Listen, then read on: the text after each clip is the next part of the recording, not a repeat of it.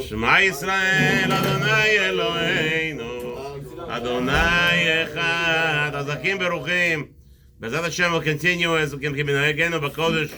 First Aliyah of the week of Parashat Shabbat Veigash. Bezat Hashem, we know that last week we ended off that Binyamin was taken as a prisoner, as a slave by Yosef HaTzadik, and the brothers did not appreciate the fact, even though they were all agreed that the person who we're going to find the silver goblet with should be killed, and we all be slaves. Here, the reason why they were strongly opposing the whole situation is that in reality, Yosef should have been killed, Binyamin should have been killed, and the brothers should have been taken as slaves. But the mere fact that Yosef is not following the rules, where did the brothers get this from? Where did they get the fact that the person who steals has to be killed? This is the way the world ran until Matan Torah. Until Matan Torah, anybody who stole, a goy that steals, even today, the 7 mitzvot Noach are, you get killed, he gets killed for even stealing a tissue. If a goy came in and he didn't ask for tissue and he just stole a toothpick even, any amount, it doesn't have to be Shaveh Pruta. A goy that steals anything is Chayav Mitah. Why? Because the world depends on people not stealing. So here the brothers were upset, and Yehuda says, V'yigash elav Yehuda. Yehuda is arguing with Yosef, says, I don't understand you. If you're doing the judgment, if you're a proper judge, as you're saying that you're a benevolent leader of your nation, how come you're not killing him? How come you want him to... So the whole thing was a fake. Right away, Yehuda said, from here, the fact that you don't want to kill him, and the whole thing, and then Yehuda goes through the whole Aliyah. The entire story he repeats. We came, you called us spies, and you told us that, show us you're not bring me your younger brother. And here, we went to our father. And Yehuda goes to the whole Aliyah, goes to the whole scenario of last week, the last 4 Aliyah of last week, where they were negotiating with Yaakov. And Yehuda says, it doesn't make sense what you want to do here. If you kill Binyamin, good. What are you going to do? We're all slaves.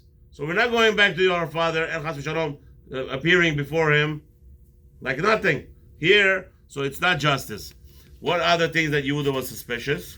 First of all, Yehuda was suspicious that Yosef was going to do the Davar Acher. He wanted Binyamin for his physical pleasure. Because Binyamin was very beautiful. He was born from Rachel Imeinu. Rachel Imeinu, Yosef and Binyamin, they look beautiful. So Yehuda says, this is all...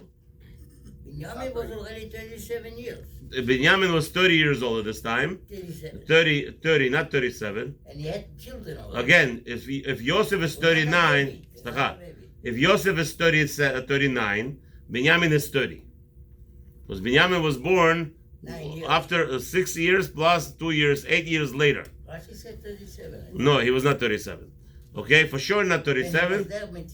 But that, when he was, again, Yosef was... 7 שנים של רעב, עוד שנתיים היה. אז כמה זה יהיה? One second. 28. No, the question is, how old is Binyamin? Binyamin was born 8 years after Yosef. So if Yosef was 39, so Binyamin was 38, 31. אם 7 שנים עבד אצל רעב, זה Yeah, חמור. 6 plus 2. 6 plus 2. תעשה חשבון. Right.